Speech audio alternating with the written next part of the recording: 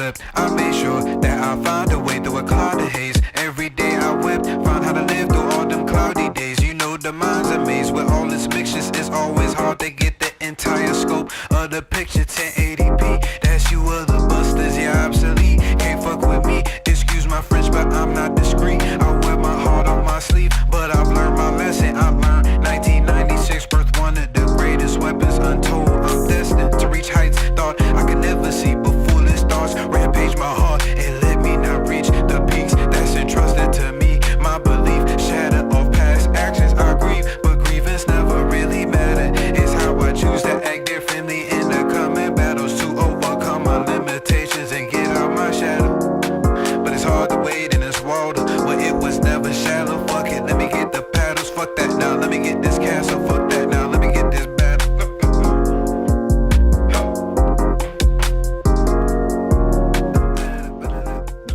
Right. What it do, everybody? Oh. Wow. All right. Welcome, anime enthusiasts, to Squad Nero, the ultimate destination for all things anime. Whether you're a seasoned otaku or just taking your first steps into the captivating world of Japanese animation, you found your home. I'm Rob, aka Sage, and with me today, I have our usual folks up in the building. We got Chef D, we got T Smooth, and we got Croco's Corner, aka Now, your guys through the vast realms of creativity, epic adventures, and heartfelt stories that anime, animation, and gaming have to offer. Join us each week as we dive deep into the latest releases, explore hidden gems, and discuss the hottest topics in the Blur community. Get ready for a journey filled with laughter, tears, and the unbridled passion that makes anime a truly unique art form. Without further ado, let the anime odyssey begin. All right, y'all. You know what episode we on. You already see the number. Giggity. Geschmoigen. As soon as he said something, I just say giggity. yeah, that's all you had to say. You ain't have to say. You ain't have to say too much. I don't. Nonetheless, y'all. It's episode 6. We are more mature than this, as a disclaimer. No, we're not. No, we're not. No, we're not. Surprisingly, I'm very tame right now. I have not said anything off the wall. I just say giggity. That's it. That was good. Usually I have something to say. Usually I have something to him. say. I don't. I'm good. It was Father's Day this past weekend. I'm chilling. I'm happy good. Father's Day. Yeah, happy Father's Day to all the fathers. How you feel? Matter of fact, we here now. We might as well unpack it a little bit. Why? Wait, whoa! Why you gotta unpack it? Come on, we here. It was like I didn't know it was going this way. I didn't know we was here. I ate a lot of crap, like crab. Like we had a seafood boil. Oh, that's good. Yeah. Okay. It was cool. Nothing too crazy. You know, went to church, celebrated the Lord, and then got celebrated myself, and then I had to drive 4 hours. Oh, yeah, that's probably. Yeah. Oh, you were in Buffalo? Yeah, I was in Buff. That's why we didn't have a bite yesterday. That's the only thing with the you gotta. It's for Father's Day, and it's like, all right, yo, happy Father's Day, but you gotta drive 4 hours. But then I gotta go back in a week and a half for a family reunion in Buffalo. Yeah. And then the week after that, 4th of July. Yep. Yeah. A busy summer. All right, y'all. We got a couple little topics up in this thing. I feel like the news cycle is kind of. It's kind of. We got a couple mangas that's ending soon. We got a couple animes whose seasons are ending as well, such as Fire Force. Manga's Kaiju number 8, I believe, is in its last phase. I don't know where Dan to Dan is at. I took a break from it for a little while. But the current arc is going crazy. I don't know if it's close to an end or anything. They're not. Like that. Dan is probably not going to end for another 50, 60 chapters. So you got time. That sounds pretty good. All right. All right. So we got some topics. Question: Do y'all hear like screeching in the background of mine? No. Mm-hmm. I'm gonna beat myself up. All right. We got My Hero. We got they just dropped a new trailer. We got Dan to Dan, Evil Eye. T was able to go see that, so he could give us this quick rundown. Rumors about the Boruto anime coming back. And questions that I have for y'all for there. We got news about the Batman 2 script as well, which might be old news now that I'm thinking about it, but still news nonetheless that we never talked about. And then I got a question about one of these comic series that we've been, at least some of us have been reading. I'm pretty sure all of us have at this point in time. But let's start off with this My Hero Academia final season trailer. And I'll get to a question that I have for y'all after. Oh. 風が強く吹き荒れていた。人は明滅するのだ。私の灯火が消えようとも、灯火を受けた誰かが照らす。無様だな、オールマイト。笑顔をなくし、希望をなくし、地べたを這いずって。負ける気がしないぜ、オールフォー。オールマイト助けなきゃ。緑谷いずく。みんなが見てるぞ。平和の象徴が無力の象徴に落ち、耐えるさの。世界に夢を見せた男の死で、夢は現実に帰るんだ。このまま消えろ。喜びが痛みを凌駕しているうちに。紡ぐんだ。意志を、希望を。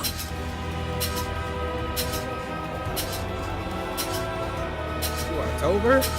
I didn't see that. That was my first time watching that. Yeah, mine too. First, let me get y'all thoughts so far. Let me get y'all thoughts. At least we're going to see the Deku haircut that everybody hates. Yeah. Like I said, I just didn't really like the ending because it was like, Homeboy was just reduced to what he was reduced to. Other than that, I'm probably not going to watch it. I'm gonna be honest. I have other stuff that I could be watching, and reading because I need to catch up on a lot of stuff. Especially Astro Baby. That's heating up for me. I'm in chapter 13, 14 on that one. My man said, "How can we trust you?"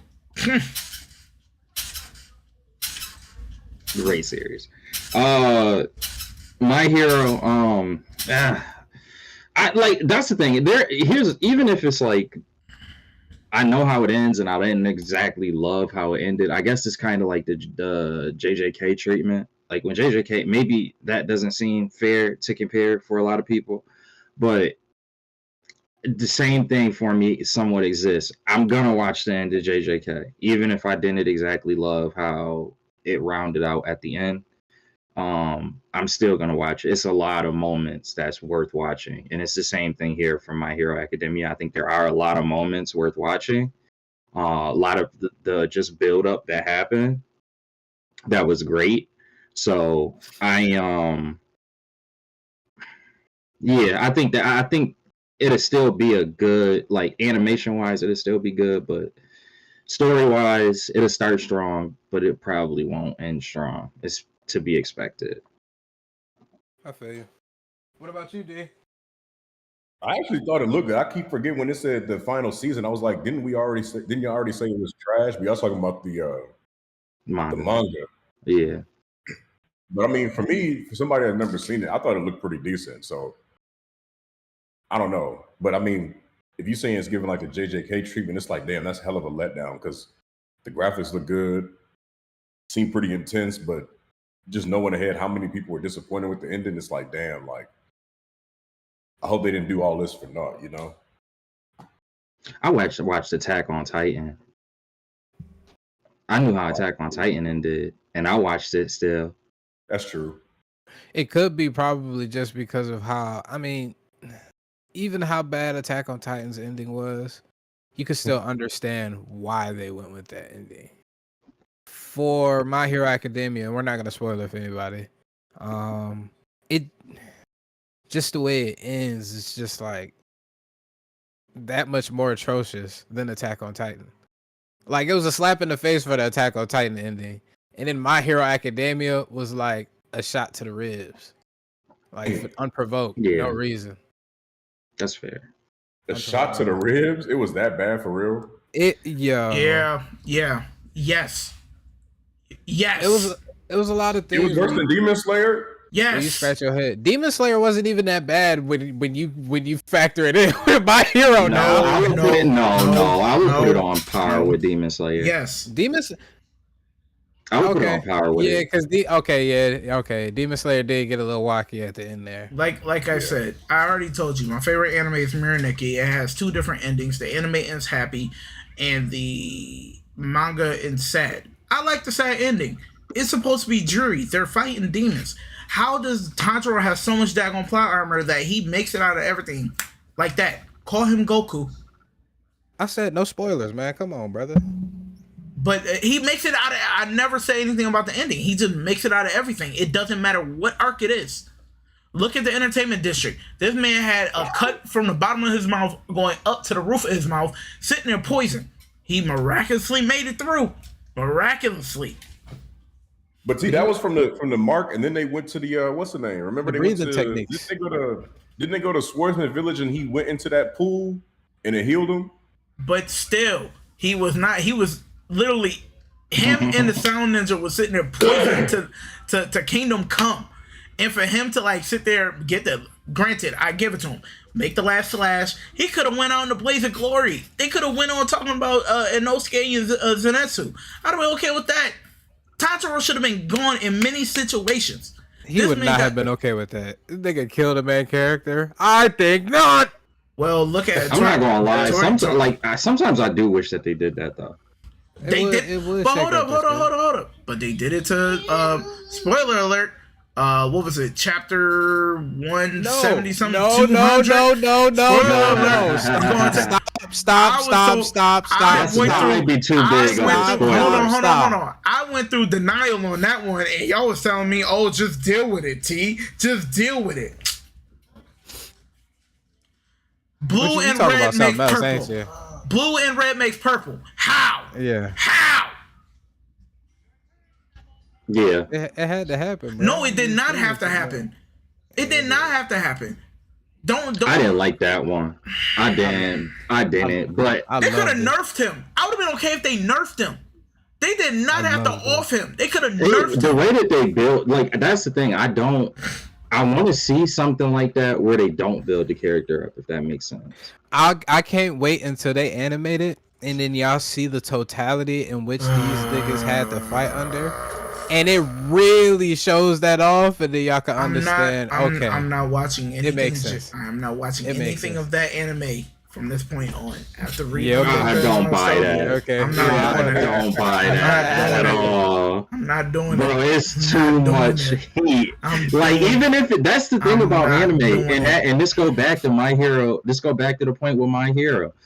Like, even when it in bad, if you like animation, there's still some great animation scenes, some great little smaller but let's plot take it stories. Further. It happened off screen. How are we gonna see it animated? It happened off screen. It's not gonna happen off screen. It might not happen anime. It didn't happen off screen. Nope. Yes, it did. Yes, it did. No, it did. Yes, it did. You wanted to see this shit? Like, you wanted to see the attack go through the nigga? I gotta see it through. You gotta see it through. I can't. Maybe they will do it. I think they will. No, they will. I think they specifically held out on showing that because of the anime. Ooh, so we're not seeing that. So we're not getting that scene for another 5 years. Probably. Nonetheless, I got a question for y'all for this My Hero joint. Do y'all think that they would change the ending after the lukewarm responses that they got from manga readers? No. It wasn't enough time. Attack on Titan didn't even see it this year. That's the best point. Attack on Titan had way more time, I feel like, and they didn't. They kept to the original and then tried to do the Neon Genesis. They tried to pull one of those moves real quick with we'll like ads as stupid. But no, they won't. It's not enough time to do it. A, B, I'm sure the mangaka will fight back. Like, I don't think they like that. I think if the mangaka wanted it to end a certain way, they just wanted it to end a certain way. And they gonna give you that. They gonna make sure that the studio is animating that. Very few times has that actually been done where they've like either gone back and corrected it or corrected it before the time it's gotten to the anime. And I just don't think that this is one of them. I got a side note. Why is the thumbnail an animated version of me and my homeboy in cosplay, but it doesn't have me in the that's full a great one. cosplay. How did you do that? Like, bruh, if you gonna, you know what? I'm gonna leave that one alone. I got something for you later. You didn't know that? I just it is a great picture. It is a great picture. I would have no qualms if I was you on the It's on YouTube. YouTube. Oh, I would have no qualms if I were you on that because that is a great. I love that picture. I would put that if I was you. I would get that picture on a shirt. That nigga hating on my thumbnails, yo. That's crazy. I'm just saying the AI could have done a little bit better by keeping the full apron on me. That's my whole thing. Oh yeah, It's like half an apron. Like that's my only gripe. Like it's dope, but it's like you got that thing tucked in, cuz. hey yo. Yeah. All right. See, you just had to be the first one for this episode. Okay. All right, so resoundingly, that's a no. I'm guessing. Mm-hmm. Yeah. No changing of the ending. All right. Well, that took care of that. Do you think that it would actually like behoove them to change it, or should they just double down? Yeah, they're probably gonna. You might as well see it through, my boy. You might as well. If it's animated properly, maybe I might say something differently. But knowing that ending is coming, I am not like I'm looking forward to these movies, but I'm not looking forward to the third act of that last one. I'm really not. I got you. I'm fine at this point, bro. I've gotten to the point where I feel like narratives for anime has. I wish that they had the opportunity to take a step back, but I think it's too profitable at this point. It's kind of similar to how I feel with a lot of stuff with Marvel, where it's like I just wish they had enough time to just kind of fall back and see what can be improved upon. But when you when it's international now, it's too valuable. Netflix, Amazon, all these different places are involved in it. They won't ever do anything like that. But because I've come to terms with that, I'm okay with just like enjoying the story that we like, the build up and the things that's kind of the other elements you could say maybe to it, like the animation or fight scenes or the sub arcs within an arc, things like that. And My Hero Academia has all three of those things. Mm-hmm. So I think it's still be a worth it watch. Like you said earlier, some of them fights will go hard with the animation. Yeah. It seems like they did do attention to the animation. Obviously, they had a hell of a lot of fucking time. Nonetheless, I don't know. It's a lukewarm response for me. Dan Evil Eye movie review. T, you can take the reins. So Let us know. I think my son. That's how it was. Yeah, That was the movie. That's his review right there. That's the sum up. Perfect. I give it a 9 out of 10. In my opinion. Wow, nice. Because and the only reason why it's not a 10 out of 10 is because of the fact that I have to sit there and suffer and wait 3 weeks until I can catch up to the next episode. Because they did a good job with this movie where they gave you a recap, but it wasn't a straightforward recap. It was bouncing all over the place where you got like a nice little synopsis of what's going on with Momo and Okarun, which is pretty cool. How Okarun feels about Momo, how Momo feels about Okarun, the adventures they went on at this point. Grandma Sekio, you know, that she does her duck thistle as usual. And like I said, she does her duck thistle. Granny ISA. So with that being said, when it leads into where it catches up at the end of season 2, it forces you to go through that weird trauma nonsense where Momo is in the bathhouse and Oh yeah. Okay. the guys are in there, and I did not like that the last season ended on that point. Yeah. I did not enjoy that. Yeah. Some of the things and Dan, I don't really like. Yeah. I'll be honest. Honestly, that's kind of the trope of what we're dealing with the storyline. They're going to throw that weird stuff in there. It's going to make you feel uncomfortable, but at the same time, it's like the story is pretty dope.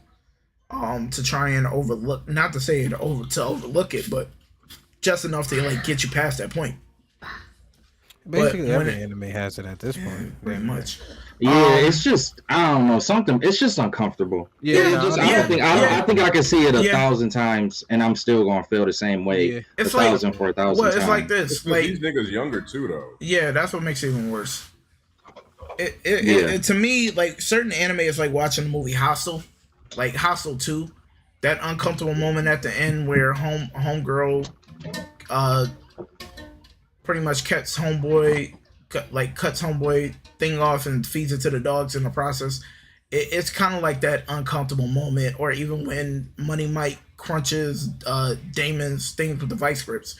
It's that uncomfortable, like stomach queasy moment in those situations. But then once that minute and a half scene is done, it moves on. And it's like straight heat. So you're like, I'm just not gonna rewind it back to that part.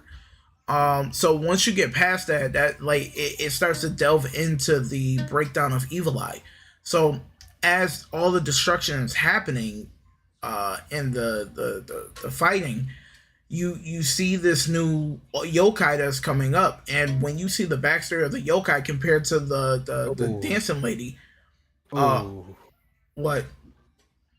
That just brought up another question. I'm remembering that storyline and the backstory for that. Because it's sad because this child has been sitting here for this longest part of time trying to be a protector, but it's not helping because it's a specific family that's doing the same thing over and over and over and over, and it gets him to the point where he wants to unalive a lot of people. So when Evil Eye it pops up on the scene, you think it's gonna help, but it doesn't in the end. Like he does quell the enemy for a moment, but then it's like he becomes the big bad in a sense. And I'm gonna say this: when y'all get to the end of episode, I will say maybe halfway through episode 3, Okaru's the MVP. He's been working out for a reason to like pretty much hold on to the to be able to go all out in Turbo Granny form, and his workouts paid off. All I gotta say is 1, 2, 3, 4, 5, 6, 7, 8, 9, 10, 11, 12, 13, 14, 15, 16, 20. When you get to that and he's counting, it is, bruh, it caught me off guard. It was hilarious at first, but I'm like, yo, Okaru's a beast. His unorthodox, unconventional style of fighting makes him such a very profound character, in a sense where he does so much stuff that you're not going to expect to happen. And when he does his stuck thistle, he does his stuck thistle. And I kind of like the relationship him and Gigi is starting to have in this, because Okaru doesn't have many friends, and Momo's technically his only friend at this point. The fact that when Gigi comes on the scene, it took a little bit, but he saw Gigi as a friend. He's starting to build more of a, like, come out his shell more with what he does. Even when he goes in Turbo Granny form, you could see his expression changes during different types of the fights, even if it's dealing with protecting Momo. But when something else happens and he says a couple, like he has a mini monologue, it shows that his character development is starting to really flourish. So overall, like, the movie's a 9 out of 10. And like I said, it's the only reason it's not a 10 out of 10 because it's not a complete movie. It's only the first 3 episodes. I didn't stay for the director Q&A at the end of it. I just wanted to watch the show and then get out of there. I'll watch a Q&A on Crunchyroll or something when it gets on there. But overall, yeah, I'm looking forward to July the 4th when the first episodes drop. But it's just going to suck because I got to wait till the end of July to catch up to where I left off at. Are they doing all 3 that the movie covered in like the first drop? Yes. Okay. No, not in the first drop. Okay. I highly doubt they'll do that. They'll do it weekly. Because remember when I saw the first? Remember when I first saw it in theaters and I told y'all about it before it came out? It was the first 3 episodes. It took a month before you actually I got caught up to episode 4. Yes. Wow. Yes. Wow. But that's honestly, I wanted to see it. I had the shirt. I think that's probably though for the people who do watch the anime and like are used to the episode by episode basis. It sounds like based off how you described it that it's still gonna pay off tremendously for that viewer. Oh yeah, heavy. Everything you said, I'm glad. Like that made me 100%. Like that was like what I wanted to hear. In regards to like what to expect for this season, at least from this early preview with these 3 episodes in the movie form, you touched every basis. You talked about I wanted to see more Okarun's development. I wanted to see that not only on a personal side but also on his in terms of his powers. So check mark there. Check mark on the psychological aspect. We definitely gonna be still diving into that. I could tell that's a heavy theme with Dan. So I'm really happy to hear that it's come right out of the gate. You're gonna continue where season 1 left off in that psychological vibe. Yeah, and then like you said, all the characters are the all-stars of the series, and for them to just be continuing on with what we saw from season 1, that's another check mark for me. So that's great. I'm glad that you have that review. I'm just saying, low key. I kind of, how do I say this? I might, because I'm still reading I'm reading the manga slowly but surely, so I'm just a little bit ahead. But Gigi, yeah, he's becoming one of my favorite characters. He's becoming really one of my favorite characters. He was annoying at first. I'm gonna say that now. Did the movie end after the fight? I think I asked this in the group chat. I can't remember what you said. Or did it end before the fight ended? I'm not. It ends at which fight are we talking? The final. After the big bad. The nigga with the eye. I don't know if it ended. I gotta read back so I can see where it left off at. No. I'm talking about the movie. I'm trying to. I gotta get back to you on that one because I gotta read the manga to see where it left off at because where the movie left off is her. Like I said, I gotta go back and look at the manga so I can see where it left off at to tell you. Because I can't remember right now what exactly happened after that, after where the movie ends. So he's saying, it could very well be, but it could also not be, essentially. I got you. Actually. What's good, 7795 Harris? Appreciate you for stopping on by. Yeah. Shares. Well, appreciate you. Thank you for coming through, Pimpin'. Yes, sir. We was just talking about Dan Evil Eye movie. T just went over that. So you said it was a 10 out of 10, right? 9 out of 10. 9 out of 10. 9 out of 10. 9 out of 10. All right. New season of Dan releasing July 4th, and it will go over what the movie went over as well as continue the story on along. Actually, quick question. When do y'all think they'll end this second season? I know T, you're caught up in or you're reading the manga. I have no clue because I haven't read it. Let me actually see the I don't art. know. Yeah, I gotta read that manga too. That manga is pretty good. I'm not gonna lie to you though. Sometimes I prefer to lead. Like there's certain anime where I just prefer to watch the anime, not because there's any particular reason, but I just like I want to be surprised. Yeah, it's just that simple. I just want to be surprised by it. So I just look back. It's still more of a fight to come where it left off at. Okay. But yo, Shirus, once again, thank you for coming through. Appreciate you, bro. It was nice meeting you again at DreamCon. Appreciate you, Pimpin'. I say here. Yeah, yo, bad. check him out. You know, on YouTube and everything. Wait, what's his name? Shirus. He's in the Shirus. Yeah. I appreciate you. Appreciate you, my brother. Or sister. Or no, brother. Brother. I gotta figure out these arcs on this damn. I gotta reread this shit. There's so many. So, as people who have read the material, where would you like for it to end off? That's why I'm trying to pull up the art because it's a lot easier for me to be able to. And obviously explaining that without spoiling, if at all Yeah. possible. Honestly, I'll just leave it at this. I want them to end off with like Okaron and Momo like being in game, and then just end it off there, because the way that it's like playing through the story, you see they're starting to like develop their relationship and everything. With the friendship, because it's not like it's a true one big bad, because every arc has something that they've been fighting. Every couple episodes there's something new that they're fighting, or every couple episodes there's a new yokai showing up. It's always something. So like at the end of the day, I just wanted to end off where Okaron actually is more confident in himself more, where he can actually go to Momo and say like, I can protect you, and Momo doesn't have to say his butt all the time, and pretty much they just go ahead and ride off into the sunset in game. You know what I mean?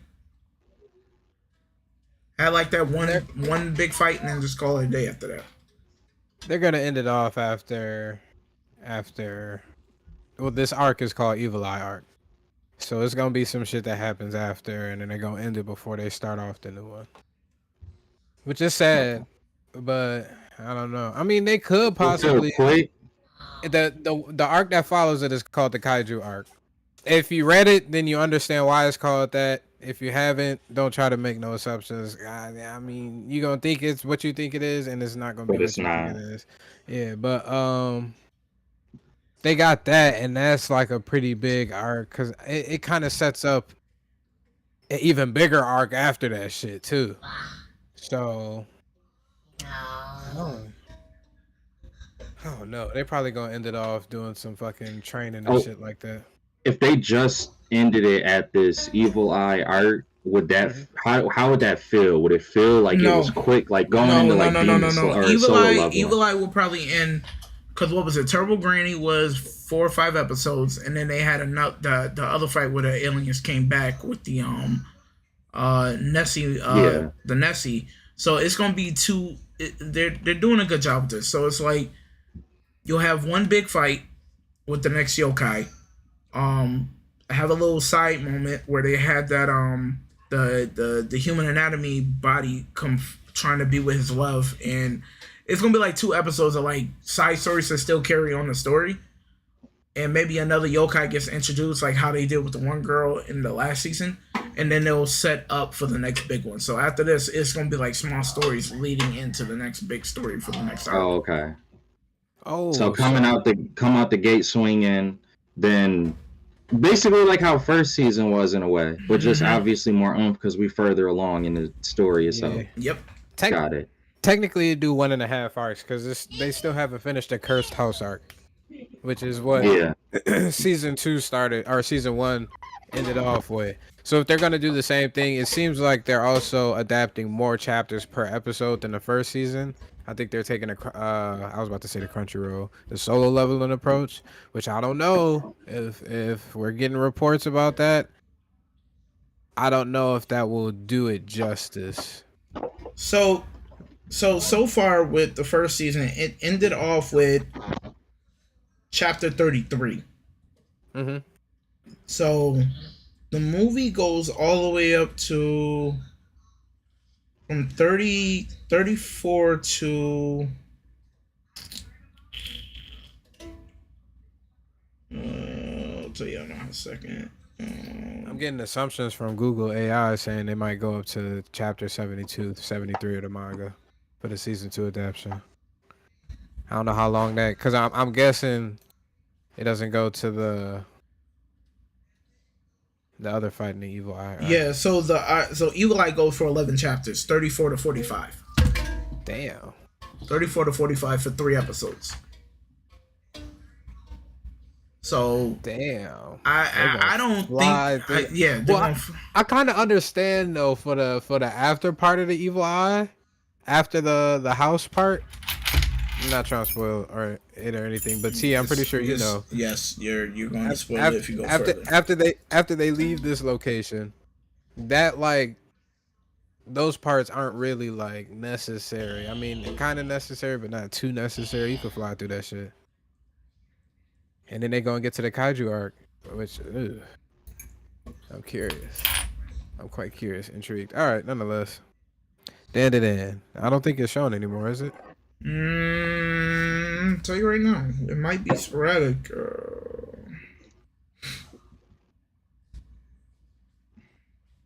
Let me see. Evil eye. Let me see.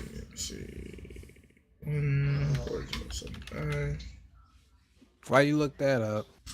Yeah, it's still showing up by you. Still so? Yeah, it's showing subbed. I'm trying to see. I don't think the dub is showing anymore, but they're showing subs still. Yeah, dub's not showing, but you can see it subbed. Have fun with that. So if you still want to see it in sub, it's still out probably at your local theater. So just give it a check. I'm gonna skip the Boruto anime thing because I'm pretty sure now me and you touched upon that the last manga that we did. If you don't know, we have a couple diehard Boruto fans in here. I believe so. Yes, I know sir. I'm one. All right, Nihilist too. We in here locked in. I'm trying to get the other two involved, but we gonna keep working at that. I don't know. I've been reading it, so I don't know what you're talking about. Okay, 3. My bad, 3. We got 3. All right, so now all we got to do is get D. But here's the thing. Blue Vortex, you pull me back in. Boruto itself, trash. All right, we ain't got to do that. All right, we ain't got to talk about the past. Trash. Yeah, but the anime that would come out would be the Blue Vortex, right? Yes. Yeah. And I will be back watching. Yeah, no, but I'm saying, but here's the thing, though. How is it that Naruto, OG Naruto, fire, Shippuden, fire, Boruto, the next generation, trash, Blue Vortex, we're back, baby. Like I feel like Shippuden had a lot of filler, though. You can't say that. I never said it didn't have filler. At least I would rather watch the filler than watch Boruto. I'm not gonna lie to you. In comparison, like if we just go by the breakdown of what people look for out of an anime, Naruto compared to Naruto Shippuden, like if it's just compared by its predecessor, classic Naruto Shippuden was classic Shippuden was terribly executed. It still was great to me personally. It had a lot of good moments in Shippuden, but execution wise, original Naruto was like flawless in comparison to Shippuden. If you just weighing both of them against each other, so it being inverted here, do I hate that? I wish that Boruto could have been done better and that the execution wasn't as bad as it was. But if Naruto or if Blue Vortex is like Naruto to Shippuden, I'm excited for what's going to come, because then that means that it's going to be heat. It already has been, but it'll just be a continuation of just heat this entire part. And maybe that's what they wanted to do. Maybe they just wanted to get the Blue Vortex. It's a different mangaka, Ikimoto, right, Rob? He's back. Yeah, so Ikimoto, different person. Yes, he's worked with Naruto on the Naruto series and the Shippuden series, but or before they had somebody else, didn't they? I think it was a little bit more broken up for the Boruto portion. Like it wasn't organized. I think what happened was it was like some parts was Ikimoto, some parts was Kishimoto, some parts I don't know. Ukyo Kodachi. Okay, there you go. So Kishimoto and Ikimoto was still illustrating it, but then Kodachi took over left, writing. if I'm not mistaken. Yeah. Okay, so they say you buns. He was technically. He was buns. So they said, okay, new direction. But yeah, I'm anime wise, I'm excited. Question to those who have read the manga: do you think that they will flesh out some of the parts that's happened in Blue Vortex in terms of the actual like story and such? So when I think of like Sasuke, I'm gonna try to do this without spoiling, but I'm still gonna say spoiler alert. the portions with Sasuke and Boruto. I'll leave it at that. Do you think that things like that may be fleshed out more in the anime, or do you think that they'll go 1-to-1 with how the manga was written? If they're smart, they go 1-to-1 because so far it's a straight peak from the start. Yeah. You need to go 1-to-1 at this point. Don't falter from what the material that you have, because right now we're what 22 chapters in, and it's at least enough for 2 seasons, at least. It's a lot. Yeah, it is. It's wordy. And it's wordy. But the problem so like is, that though, make you think of like Hunter X or Hunter x Hunter. But the issue is, though, with it being 22 chapters, it's only 50 pages each, 50 pages each. They can't drop any anime until it at least reaches 36, right? Maybe. You need at least 3 years of material to get started. So you're not So I got some good pushing news. ahead. Oh, God. I got some good news. The anime director, this is from Screen Rant, a recent statement by the anime director for Boruto's new direction, Kyohei Ibata, suggested that direction is so focused and intense, there simply doesn't seem to be any room for any original anime content. For fans of the original Boruto's anime lengthy diversions, this is a major turning point. So it seems like they're getting straight to the point. Yeah. I agree with Tito. When is this supposed to come out? They still have not released the release date, but good fans now is supposedly certain things that I believe that they've done with their profile or something like that shows that they're currently working on it. It doesn't need to come out for another year. Yeah, give it another year. Give it some time to cook, bake. And to be honest with you, Boruto, if they're gonna go that route, they should probably talk to Ikimoto and Kishimoto and say, look, can we go to a bi-monthly release? Can we go to a weekly release? Bi-weekly or weekly release? Because even with that year, you got to figure that's only 12. It's only 12 chapters. Not saying that couldn't be enough with where they are at currently, but you see what happens. Like, this is all I'm gonna say. This is what I use as the example. One Piece had to take a break because they were catching up too close to the chapters. One Piece, the manga that comes out more regularly than most, had to take a break, and they come out weekly because they were catching up too closely with the manga, and it was like an 8-month break, not an 8-month, but it was like a 6-month break because they were catching up too close in the anime to the manga. So if you only drop 12 chapters a year, how many breaks would they end up having to take? They luckily, in their favor, they didn't even finish the story from part 1 yet, from the anime. They got close. I don't want to see it. I don't want to see it. But it does matter. It does matter because of that. Yes, it does. It Because one of the most major things that shifted the entire globe happened in that first part. No, they can just give us a quick playback episode. Absolutely not. That's disrespectful. That's not disrespectful.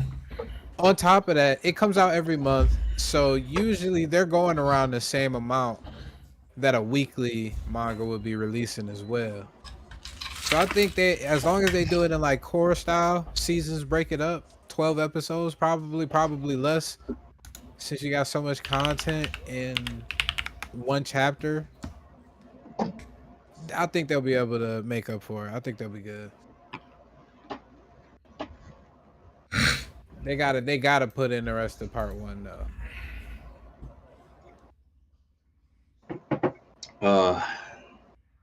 I don't want to see it. I hear you, but I don't want to see it. But yeah, I don't care. I want to get right to Blue Vortex. I understand they gotta make it make sense because it would just be a huge jump, but do that in one episode. It's gonna be cold, man. Honestly, do a little TV movie or something. But I don't want it to be. I I do not want Nigga said, Boruto to be dragged out. I don't need no 5 episodes. I don't need half a season. That's crazy. Like 3 episodes, I feel like is max. I feel like they'd be cool wrapping And it I up. really hope. Even if they need 3, probably 2 to be honest with Bruh, you. That's what I was just about to say. I really hope it's 1 to 2. They don't know how to like wrap that stuff up. Like that's the bad part. They don't. I agree with T. Because I think they do a terrible job with stuff like that. They showed that they can't. If you look at like how many fillers we got with Shippuden, how many fillers we got with Boruto, like it's gonna happen where they gonna overdo it. It's gonna be like 15 episodes. It's gonna be like Goku Frieza all over again. Ideally,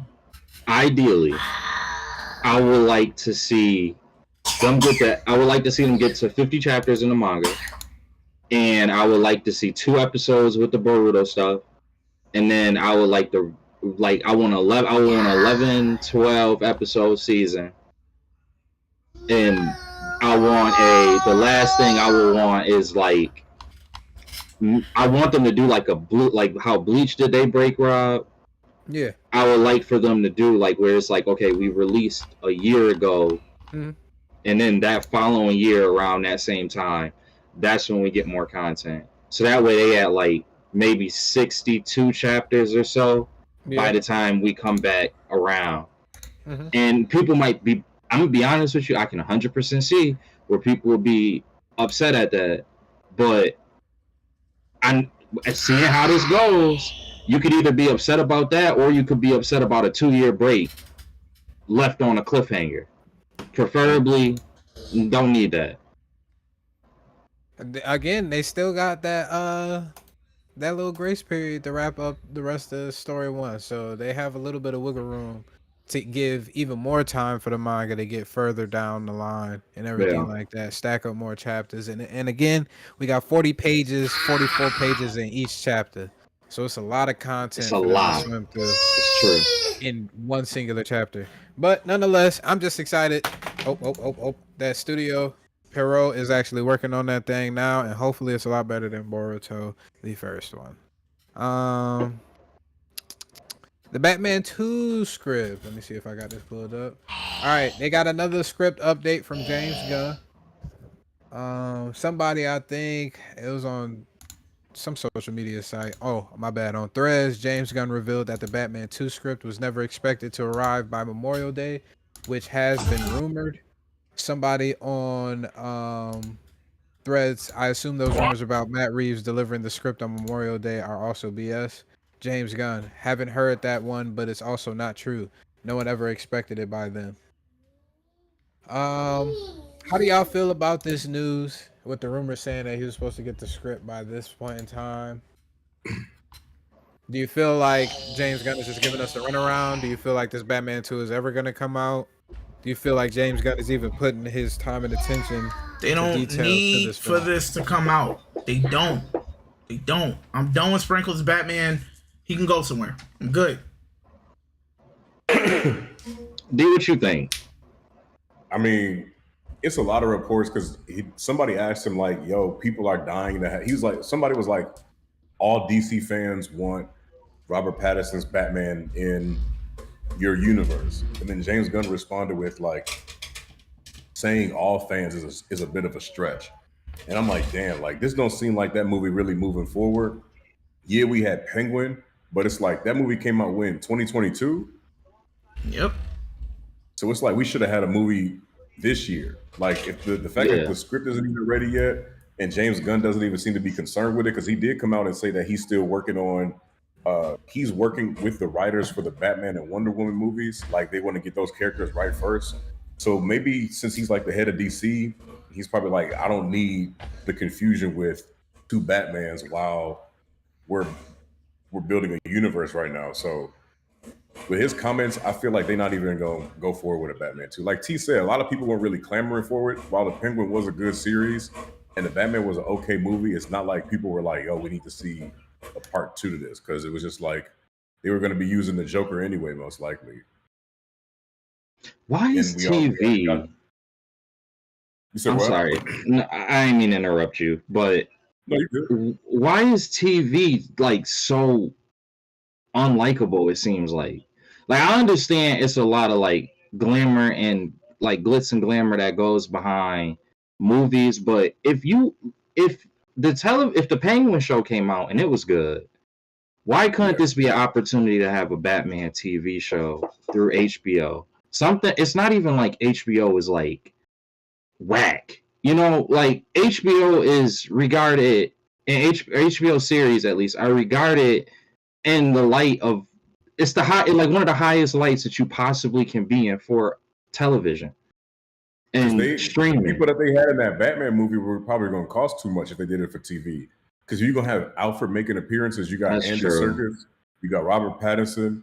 Then you have Commissioner Gordon. Like a lot of these people are like actors that are in a lot more than just comic book movies. So then you take into account, like, yeah, you could have had, maybe a Catwoman series. You could have And you Catwoman already in got there. Colin Farrell with the That's what Penguin. I'm saying. So y'all got Colin Farrell, but like you're saying, like for the budget, you ain't really see too many other people from Batman's Rogues Gallery or any other appearances. Like, yo, since we paying Colin Farrell, we just gonna keep it strictly on him. Now, if we get Batman, you would probably have to go with a lesser known actor. You probably go with a lesser known Alfred. Catwoman will probably make appearances here and there. Commissioner Gordon will probably be some random dude because it's like that they had a star-studded cast for the movie. So for a TV show or for a TV series, plus they would have to work on special effects and visuals. I think it would cost too much. I got a question for you. Okay. What if they kept it around the villains? Still the same universe. They took a break with Batman and just kept the series around the villains. You have a Poison Ivy. You have a Killer Croc. You have a whatever. One of our topics on here is I don't know whether we're gonna get to it or not, but one of our topics was the Absolute Universe. Like we've seen more grounded, albeit in maybe the comic books, but we've seen these characters be done in more grounded, realistic ways. If HBO Max said, okay, well, we had success with Penguin. We want to continue this world. It's too much money to get all of the cast that we have for Batman. Why don't we take a break with the actual Batman movie and focus on the villains from that universe for an HBO series? Do you think that would be a good idea? That would be a dope idea, but we got introduced to the Penguin in the movie. So if they wanted to go that route, maybe they did like a Penguin season 2 and introduce somebody like Scarecrow or introduced because I feel like it seems more grounded. Like they wouldn't have like a Mr. Freeze or a fucking Man-Bat. Maybe even Poison Ivy would be a little too much. Yeah, maybe Poison Ivy could be probably like a scientist or something like that, but having her be like, growing vines and doing all that other comic book shit, I don't think they would do that. Mhm. But if they kept it grounded with his Rogues Gallery, I feel like they could. And then that way they can have like that scene from Titans when they had Batman like in the shadows, like fighting or whatever. I think it was like a dream sequence or something. That way, if they focused on his villains and had a TV show, they can keep Batman as like this enigma. And that way you could be like, oh, the movie's gonna come out in like a year or two or some shit like that.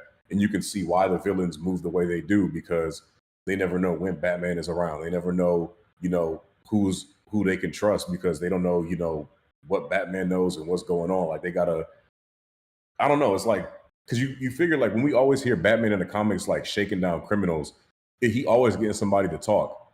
They could highlight that in the show, be like, yo, we need somebody we need a crew of people that we know not gonna talk when the Batman comes around. We need this and this. Like you can really flesh out like their operations. But then again, it's like they really gotta build some excitement. I feel like maybe the movie is the only way to go about that.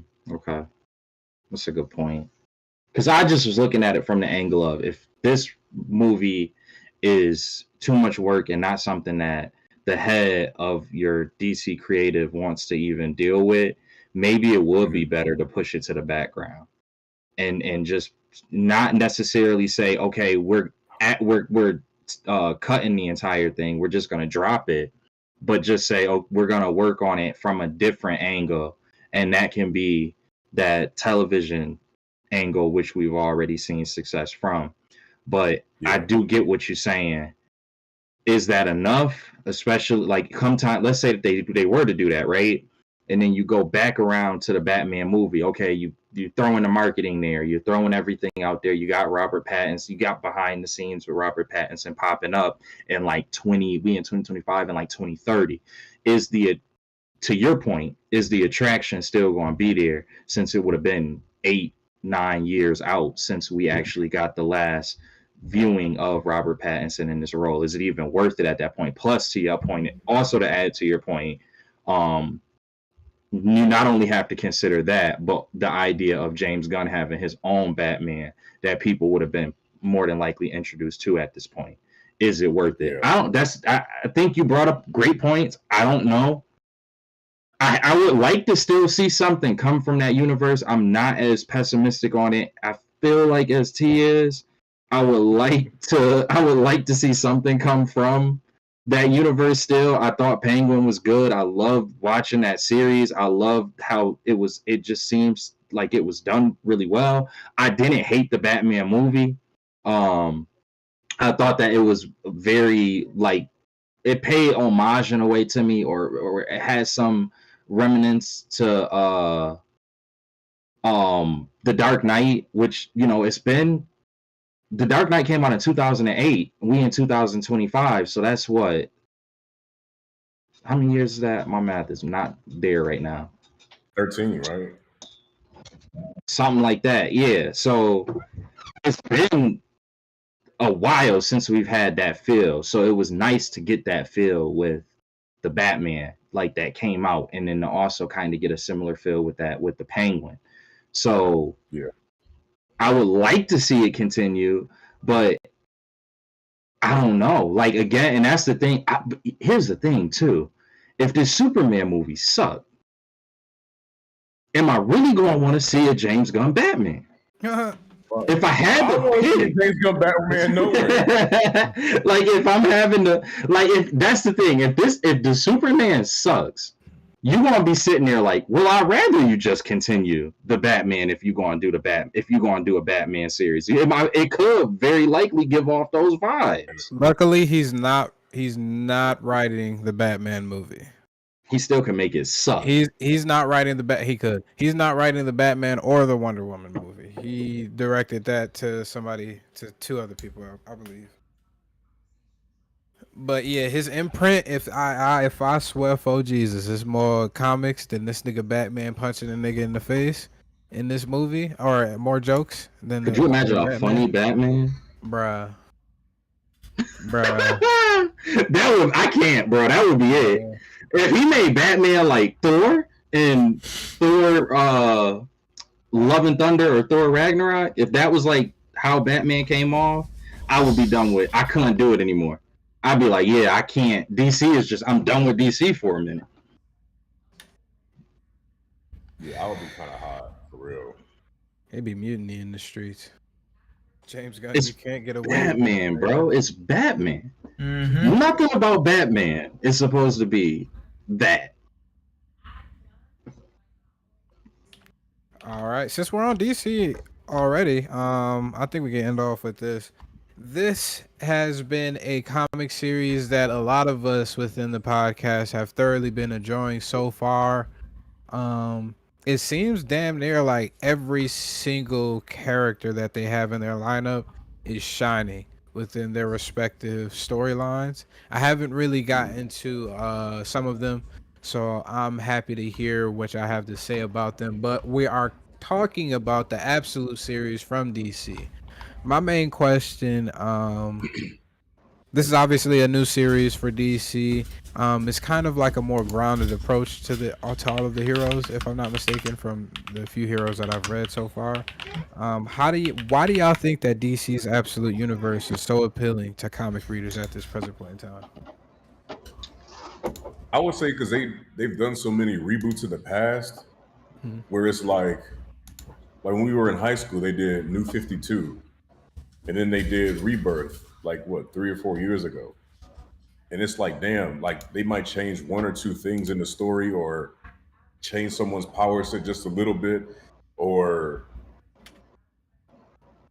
I don't know, tweak a costume. But it's like when you look at the Absolute Universe, there's a whole different aspect to who this character is and why they feel more grounded. Like Superman not being an infant when Krypton blew up, like being, somewhat of a preteen, or Batman still having his mother, and his rogues gallery in the main comics are actually friends that he grew up with. And then you have Superman, fighting against Peacemaker, but it's not Peacemaker, it's Peacemakers. Like it's a whole police corps or something of that nature. Then you've got Green Lantern, and a lot hasn't been explained at the Green Lantern Corps because it's only been like 2 issues that have come out. But there's like different levels of light, and it's like, okay, they're not sending rings. It's something totally different. Then with the Flash, it's like his powers don't rely on the Speed Force this time around. It's like maybe it's some type of time dilation or something like that. It's like they take a whole different twist on their powers, but they keep them the same character, and it's really just an interesting take that they have on them. Yeah, I agree with that 100%. It's point that you brought up that I didn't even think about, but you're absolutely right. The idea of it not having to be, we still have the main DC like universe. It doesn't have to be this like multiversal event that happens, and it's like, DC, how many times are you about to do that over and over? It's like for almost the entirety, if not the entirety of the 21st century, it just was that over and over. All right, we saved the universe, we saved the multiverse or the universe. Now we gotta save the multiverse and universe again. You get maybe a year in between where it's some material where it's just kind of like back in the, like, it's just in their respective worlds. So like what the Flash is actually going through, or what Batman or Superman is going through, like, yeah, and that's usually the stuff that people really would enjoy. So them being able to actually focus on that as opposed to a universal or multiversal threat event, and having it just be a separate like universe that we can kind of learn and grow with, and then for it to Dee's point as well, for it to be as grounded as it has been. I'm not gonna lie to you. I always kind of wish that there was more to Martian the Manhunter, and the way that they're doing Martian the Manhunter in this absolute universe is very interesting. Green Lanterns has always had appeal for a various level of comic book fan. It's one of the best long-standing series in regards to telling interesting stories, unique stories, having different elements like mysteries and such to it. For this to have all of those same elements, but to be able to have the take that it does, where when we do get the introduction with people getting their powers, it's kind of like they're all together, as opposed to what's his name? It's like Amin Sor or whatever his name is, the like Green Lantern that originally crash landed on Earth, and Hal Jordan getting his, the having the willpower and being the closest one with the highest level of willpower to get the ring. That's typically how it has gone through for the original run, but to be able to have the elements of how the original Lantern, Hal Jordan in this case, got, at least that we were aware of on Earth, having how he got his ring be intertwined with how not just him but also various other Lanterns gain their powers as well, having the spin on regards to what their powers are and such. It's just really, really good. The Flash, I haven't gotten as deep in terms of how that story has played out, but with them kind of saying, just looking at how the fact that you have different Flashes, and they didn't say let's necessarily focus on Barry Allen, but let's kind of go back to Wally West, which is a favorite while Barry Allen was out for decades in the comics. I thought that made sense. It feels like a DC comic fans, like fan service almost to a DC comic fan. Anybody that has been a DC comic fan, it's drawn on a lot of the things that people have enjoyed over the years with DC. Batman has been ridiculously good. Like we were talking about it before, there's not that many Superman comics that follow the traditional Superman storyline that are very interesting. It's very plain, and it's the original superhero, so it's okay, but it's something where we haven't necessarily had a lot of interest. We haven't necessarily had a lot of interest in regards to it. So it's really, really cool to see that they're actually doing the origin story and keeping and maintaining that. They're maintaining that, but they're also telling it in a way that has never been told before, and it's way more interesting. It's just all around way more interesting than any other origin Superman story that I've ever read. Additionally, with Batman, I want to see that. It's so good. It's to the point where I want to see something out of this. If they made a live action movie and they said we just gonna adopt the absolute Batman story for it, that would, if James Gunn went that route as an example, I'm going to see it. Even if it's by him, he's too self-absorbed to take somebody else's work and be like, yeah, this is better than some shit I would do. Yeah, I agree. But that's something where I will, if they even mentioned that they were making a live action movie off that, I'm going to see that. Or if even do animation. Exactly. If they even, we were talking a bit about that before, you know, it'd be a perfect time for DC to kind of add some life to their animation world. Mm-hmm. If they took this entire absolute universe and just said, this is what we're going to make our animations around, I'm watching everything that they will make out of that. I would be 100% committed to that because the stories are just that well. Even if it was just Batman, you could give me 5 Batman movies from the absolute Batman realm, and I would. I'm watching all 5 of them. So, yeah, and very, very pleased. I'm about to say with absolute Batman, I feel like that's probably everybody's kind of favorite because there's so many. Mm-hmm. There's more issues out right now. But I feel like Flash will get a little bit more interesting. I like Superman a lot. I'm not gonna lie, I like the Superman one. But like you said, with Martian Manhunter and it being like, it's like a play on Firestorm. It's both John Jones and John Jones and the Martian. But the thing is with me, I got a theory. You know how this universe is created by Darkseid when he merged with the Spectre and kind of like died and created this image from a void. Like he created this universe from his own image from like the void that he was in. So it's like, this is a very different take on the universe. But in my opinion, Martian Manhunter was there when Darkseid came in as a Spectre, maybe trying to see what was going on in his mind, because he tells John Jones, I'm from a place so far away it wouldn't even make sense if I told you. So it's not like, oh, I'm from a different galaxy, I'm from a different universe, not a universe, but different galaxy. It's like, oh, he's from a different star system, but maybe this is how our Martian Manhunter somehow gets into this universe to see what's going on, like inside of what Darkseid has created. But I don't know if that's the case. Maybe he just tried to find something familiar. But the Martian Manhunter series is like, I like that though. It's very refreshing. I would say that series, and especially Batman. My favorite thing about the Batman one is how Alfred is kind of like his, not a butler, because I know Alfred is kind of like a spy in this like anyway. Yeah, so showing Alfred is like in his military phase. Yeah, like helping Batman in certain ways, like through fighting, because Batman is self-taught, but Alfred with Batman being self-taught, it makes more sense like why he acts the way he does. And then they give Joker Batman's backstory, like he defeated the League of Assassins, he defeated this person, and they call him Joker because he doesn't laugh at anything. And it's like, damn, this makes sense. Being one of the top 30 richest people on the planet, knowing all these martial arts, and then just being, like strictly in business and doing all this and that, it makes sense how Joker could be evil and have the funds to be doing all this maniacal shit that he's always doing. It's amazing twist on the characters. It's in the idea that Batman's like rogue gallery is his friends in this. They smoking. They're smoking. Even the way that they did Freeze is it's so creepy.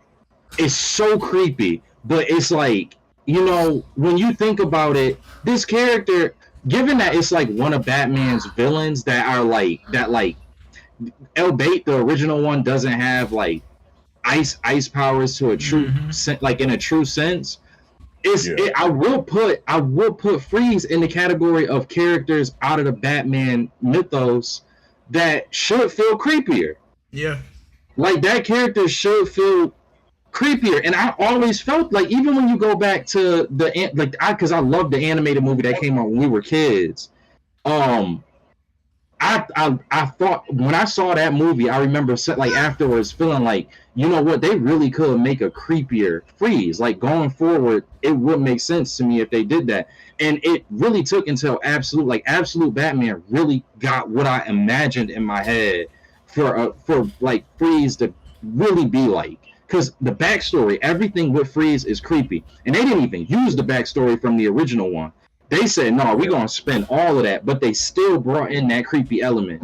It's really good. Like, it's extremely good. And I also don't want to not talk about Wonder Woman, because Wonder Woman is correct. What I love about Wonder Woman is Wonder Woman, if you like go back to like the Greek mythology, like I'm talking like just regular Greek mythology stuff, there is a lot of dark and creepy stuff that comes off of those stories. When you go into like Odyssey, right? Like that is an example. There's elements of places and things that they've been to that have like really dark and really like, ooh, like, okay, that's not very brilliant elements to it. Like, it's not, when I mean brilliant, I mean like joyful or like lighthearted or like more illustrious elements to it. It's like things about like I think about the Muses as an example. The Muses is a messed up story. You got the idea of an island of women that's like the sound of the women are causing shipwrecks and stuff like that. That's not exactly very positive. That's very dark and like and just but for them to draw on like the darker, like, oh, like this is not exactly the greatest, brightest, like more illustrious elements of Wonder Woman, I think that's incredible. Lasso of Truth, get that out of here. Get that out of here. We're not even doing that. We're gonna just do this like more twisted. And mind you, despite everything about her being twisted, she's still Wonder Woman. Mm-hmm. She's still optimistic. She's still like somebody who you want to be. Who like you? This version of Wonder Woman, when she had that fight with that little octopus thing, whatever the thing is with the sound and all of that, when she had the fight with that thing, I'm like, bruh, she could lead an army. Oh, yeah. And they always think about the movies. They always try to illustrate the Athena aspect of her, the war leadership side of Wonder Woman, right? They always try to make sure that they kind of got something, even if they don't show it, they always have something that's kind of trying to allude to her role in that, like that military-esque leadership style. This was the most authentic way of doing that to me. Like, you just got the troops sitting there like, bruh, I would die for this woman. Are you kidding? And she optimistic the whole way. They like, I will, bro. This is a real one right here. She really feel like it in this iteration of that the absolute world has done. It's really, I'm in a way, it's like I'm not shocked, because I always say to y'all, I said this from one of the earliest podcasts that we ever did, and I always have stood on this. I think that DC has let me phrase it better this time. DC has they have higher potential for better stories, just based off the foundation that a lot of these characters have. Now, if they actually deliver on that is another conversation. Mm-hmm. You could absolutely say that Marvel may have a better job at execution with fleshing out their narratives. But I think, in my opinion, I think DC has the better groundwork for it. And this absolute universe is doing an amazing job of showing exactly what I've always meant by when I've said that. So yeah, I'm a huge fan of the series right now. That's all I got. I got excited for a second. My fault. What about you, T? I haven't tapped into the Absolute Batman series. I plan to, or the Absolute Wonder Woman. I started reading the Task Force and then fell off on trying to keep up with the comics. But with the tone of everything with Absolute Task Force, I know that Batman and Wonder Woman is straight heat. Because even with Task Force, it's like the Teen Titans and other groups of people, or even the Bat family, are like fighting their head people. Like you have these bots that took all all of the main superheroes' abilities, and everybody got to fight them. Like where one of the issues they had to fight like the Batman clone machine. So it knew everything that Nightwing would do. It knew everything Batwoman would do. It knew everything. What's the face? The Black Batman. I know you're talking about. I can't remember his name. He was in Bat Blood or whatever. Lucius Fox's son. Yeah, Lucius Fox's son and Damian, and pretty much it got to the point where they ended up losing. So I'm not gonna lie, the tone of that where they're really didn't really come out on top, it speaks volumes because you actually show these heroes being humanized where they will take their losses. And the thing that sucks about the Absolute Task Force is that you gotta read chapter 3 of the Absolute Batman or of the Green Lantern or Aquaman, because each part branches off to where the comic carries on from. So each chapter is like a different superhero, but if you want to continue that hero, you got to follow the line for which chapters it's going to, for what absolute line to continue from. But overall, like, I like the tone of it.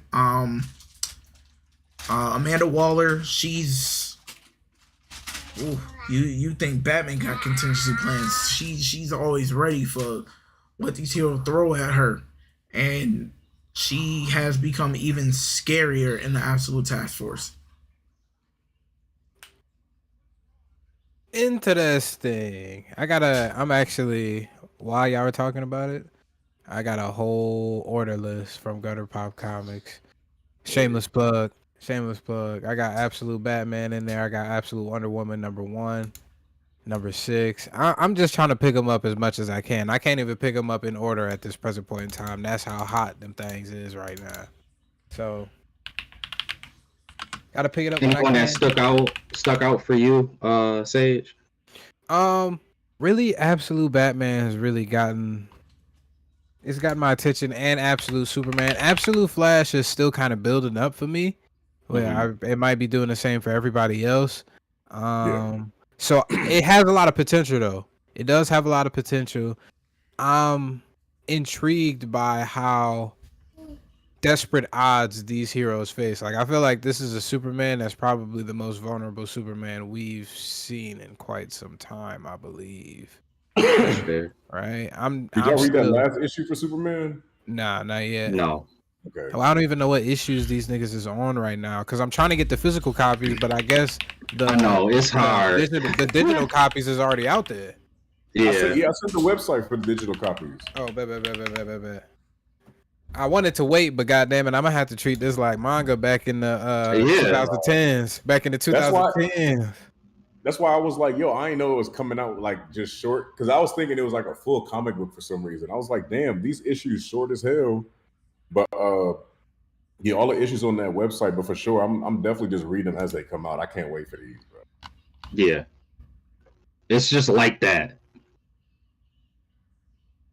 I gotta tap in, man. All right, so I'm gonna go up on that website. Low key, I'm looking forward to Absolute Aquaman if they do that nigga. Yeah. Ooh, bro, exactly. Anybody that at this point they could say Absolute Harley Quinn, and I would be like, all right, though, the way it's been going, I might not know.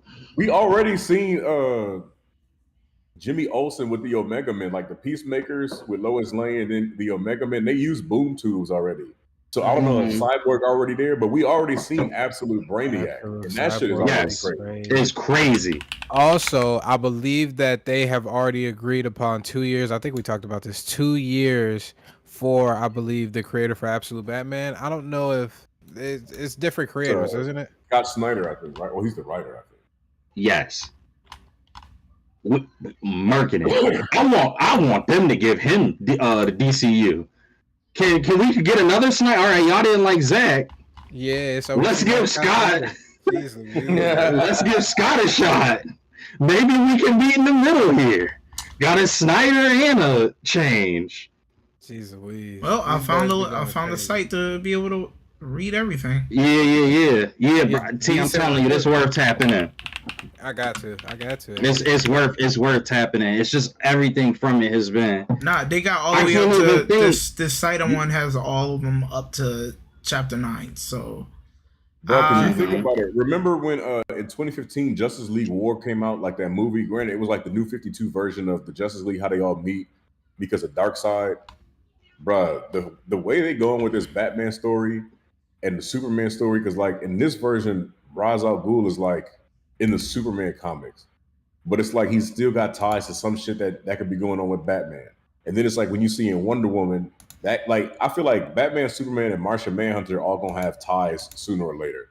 And then Wonder Woman and Flash gonna end up having ties because it's like Flash's power is so crazy. The fact that he can feel the past and he think about it and be there, and then see the future and somehow be there as well. So it's like I just want to see how he get his powers under control. But with them all teaming up, it's like, yo, like that communication is gonna be insane. Like how they all gonna coordinate that shit. That's gonna be crazy. Hopefully it come out soon though. But the villains seem even crazier at the same time. Yeah.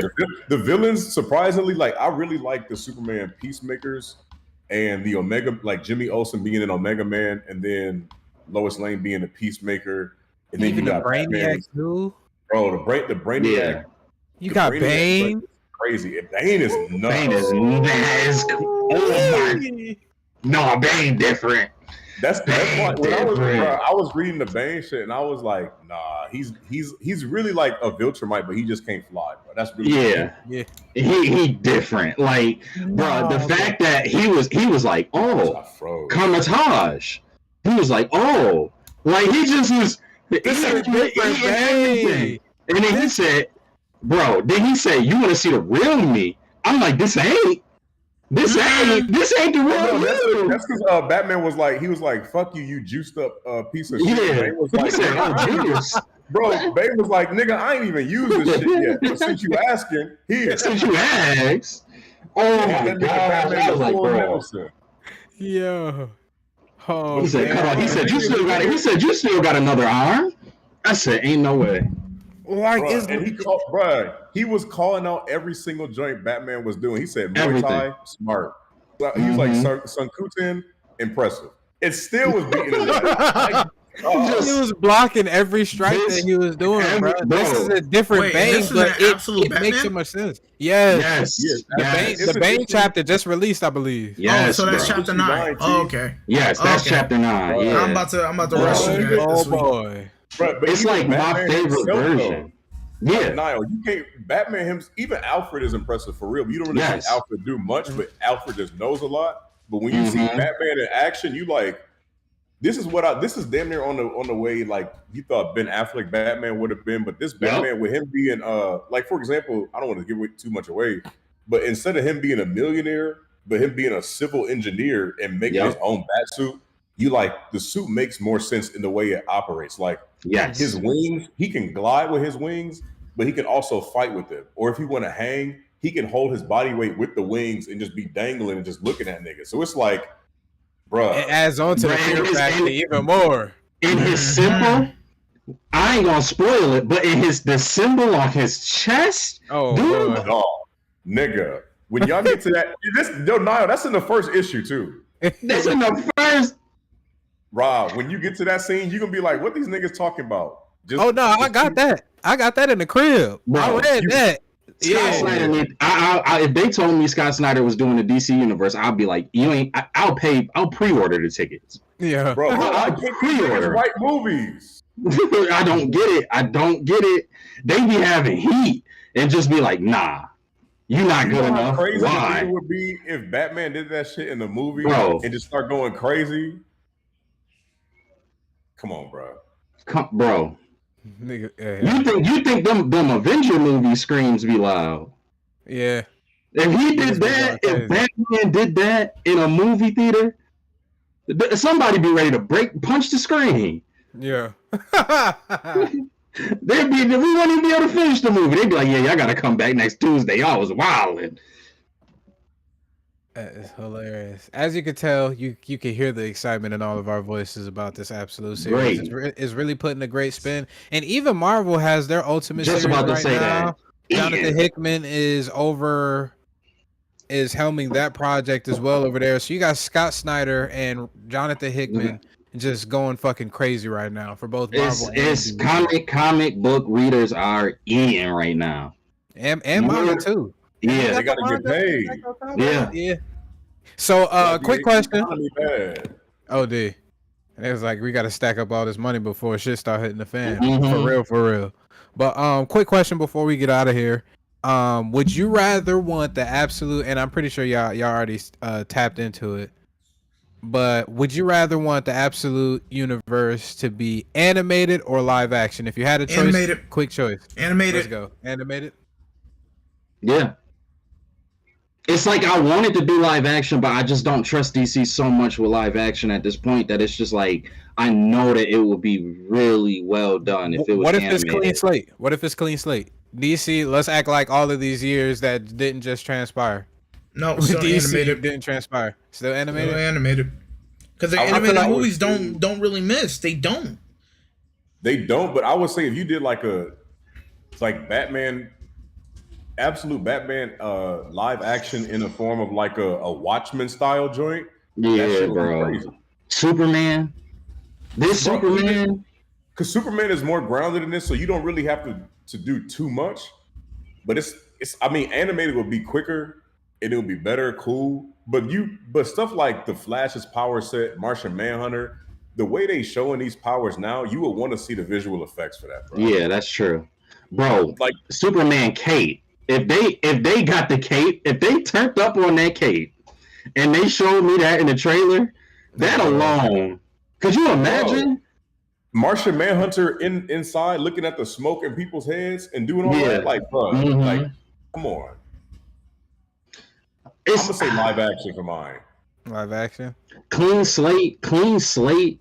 I think I would actually say I might live lean action. towards live action, clean slate. If it's no clean slate, obviously animation. Yeah. Yeah, that makes sense. Because I agree with T. The animation, you know that they was smoked, like they was smoked at, especially if it's like, bro. And that's my whole point. If they said, okay, we're about to do, like we saw what Spider-Man did with Into the Spider-Verse saga, and it was very well received. It was very well done.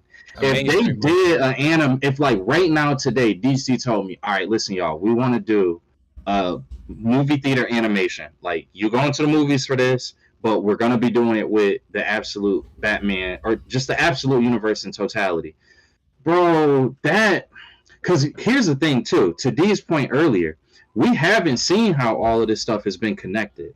But imagine if when we get to the end of this, we're able to see where the connections could be made on a cinematic level.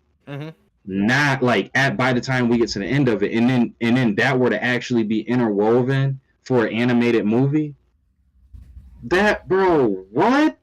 Like you got one person that's Batman, one person that's Superman. Would y'all ever do this? Like, let's say they did animated, and then when they do the team up movies, they could just do live action. Like, be like, yo, look, we can pump out a Batman, a Superman, and a Flash movie this year, a Wonder Woman, Martian Manhunter, and who else? Green Lantern. Green Lantern next year. The year after that, we can do we can plan this, and while we're doing that, we can do a live action Justice League movie. Like, watch the animation and then do the live action Justice League. I feel like that would be dope. People really like that. Like, because you saving mad bread doing that though. And you got mad time. You got mad, like if you really don't know, like if you keep battling with, I don't know how to do this the right way. You got these stories that's animated that could draw more from the comic books. You could see how that is received. And then from that, I don't know whether this microphone went out, and then from that, once you get to that live action movie, which is like you said, that team up movie, it's like, all right, well, all we really got to do is follow the vibe that the animated movie has been going. Exactly. And it's so many characters in here that we don't gotta like. It's not like you gotta say, oh, we have to make some renowned script. not when you got all of these different characters in here. All you just need is whatever storyline has already been following from the animated movies. I like that a lot. I wish they would go that route. I like that a lot. Cinematic animations. Just pivot to cinematic animations. They've worked with Sony in the past for lesser content. Thinking, bro. They don't. Warner Bros ain't gonna work with nobody. they really ain't. But go pull up HBO Max, go pull up one of the animations, go all the way to the end of the credits. You'll see how many different studios they worked with. They could go to those same studios or go to studios that they've always wanted to work with, maybe, and say, look, we got a bag that we throwing at you. We want to send it. We want how Sony, you know how you did Into the Spider-Verse? We want that here at DC. Give us one of those. Then you spend a couple of years building all of those out, and then ask Sony, yo, we want to kind of follow a similar marketing plan or strategy that you did. Because to be honest with you, if you think about it, the marketing for Into the Spider-Verse wasn't that crazy. It wasn't before the movie came out. Y'all, we are nerds and geeks, so we was gonna see it anyways. But how many trailers did you really see? How many sneak peeks did you see during an NBA Finals or a Super Bowl when Into the Spider-Verse came out, or did it just kind of come out? I think they had a couple. I think they had a couple trailers, but the first one was so good that you didn't. You didn't need to. But even for that first one, yeah, they gave us trailers. They let us know that it was coming, but they didn't drop a truckload for the marketing on that. Mm-hmm. It just came out, and people was like, okay, it's animated, so kids gonna want to see it because it's animated off rip. Comic book nerds gonna want to see it. They gonna know about it. As long as those two demographics is covered, which is likely gonna happen with an animation movie anyways. That really is our marketing. But that was coming off of wasn't that coming off of the success of the video game too, though? Maybe throw a video game in there. Because DC used to kill it with video games. You got Tom Holland movies coming out. You got the video game coming out, and they like, yo, let's throw in animation. Like, ain't nobody gonna get tired of Spider-Man. That's true. If it's good writing. So it's like, I feel like DC they gotta build up that hype again. Like, okay, cool. The comics popping right now. Y'all got to get animation popping again. Is it from animation? Video games, bro. I don't think I got. It's one good DC video game out besides Arkham. Nope. They still haven't released a fucking Superman game again. Thank Even the Flash. Thank God. Yeah. All these powerful games. I mean, all these powerful systems, and they need to get into it. They need to. That means I think it would be so much smarter for them if they just said, if this Superman movie bomb, they say, okay, we're gonna take a break from live action, but that does not mean we're gonna give up on the DC universe. We just gonna pivot to games, and we just gonna pivot to animation. And you make a powerhouse out of both of those with the comics that you have coming out now.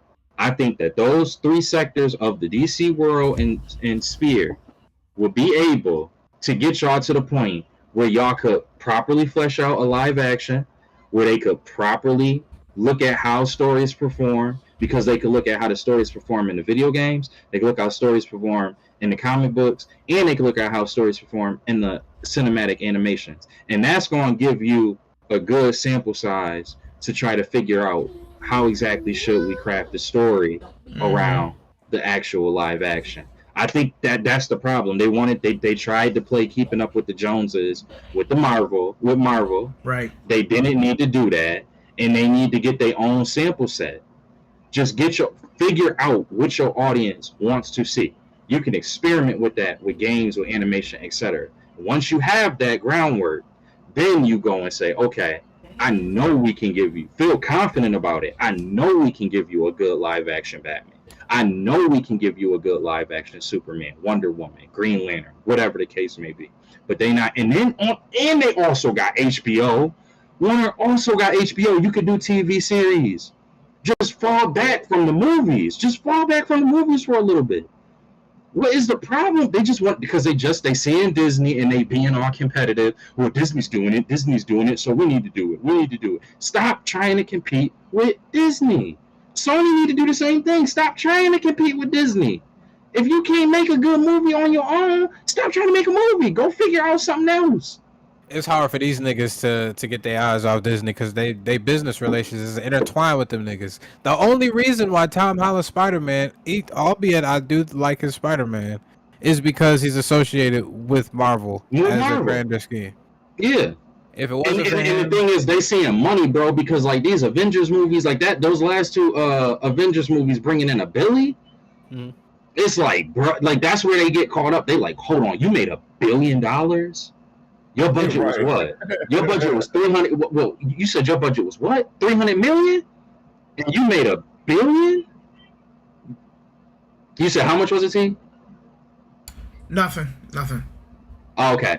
I thought you were talking about the budget, but yeah, I'm just spitballing here, but if that's what the studio head's going to look at, like that's what Warner Brothers going to look at, that's what Sony going to look at. If you put 300 million into a project and you come out with $1 billion, that's a $700 million success. Mm-hmm. Nigga, the Joker did. They should have just followed that formula. The first Joker, or are you talking about the second? Keep it simple. The first Joker hit $1 billion, and I think the budget was like 50 mil or 150 mil or some shit. Mm-hmm. Just go with stuff like that. That very worked. Grounded, very centered story. Like everything was there. Who can we do grounded movies like this with? That's it. Just leave it at that. Who can we do grounded? I don't know. See, I can't think off the top of my head. Mr. Freeze, you can make it grounded. Round. Like his backstory with his wife, like what he's doing, the stuff he's trying to do. However and whatever, they just should. I agree with you. They should just, if they say, okay, this is what's working, and it's able to make us a lot of money, just stay within that realm. Everything else, pivot to animation, pivot to games, pivot to TV series. Would have been fine. They don't. I don't know. It's going. I don't know. DC is such an anomaly with me. It's like same thing with Sony. It's one of those things where it's like I don't want to say that y'all can't succeed until y'all y'all just can't succeed with these IPOs under you. But I don't know. Like I don't know whether that's fair to say. I don't know whether that's the case. In the case of DC, like in the case of DC and Warner, their relationship go back 50 plus years. And there has been a lot of success in that 50 plus years that they've had a relationship. So I don't know whether that's the actual truth or not. It's probably not the truth. Right. But that's how it feels now. Like that's just that it's been such a consistency of bad media that's come out that it's like that's how it's literally gotten to the point where it feels like I feel like y'all got to give up the entire property in order for it to have success. But I don't know what it's going to take to figure it out, but they're going to have to figure it out. Yeah. They need to nip that shit in the bud. Nonetheless, we appreciate y'all. We gonna come back. We shall see how this DC universe is gonna shape for the live action. Maybe James Gunn turns it around. Maybe, who knows? But we shall catch y'all next week, episode 69. You don't need to know much more than that. Appreciate y'all. Y'all have a good rest of y'all week. Peace.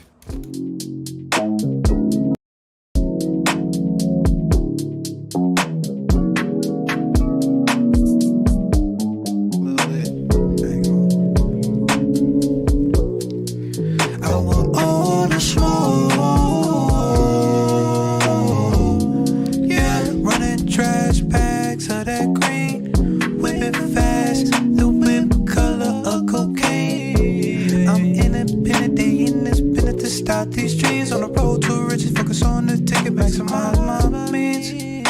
It's like now I'm just trying to flow. There's a couple holes up in this boat. Dose my mind just so I can cool. They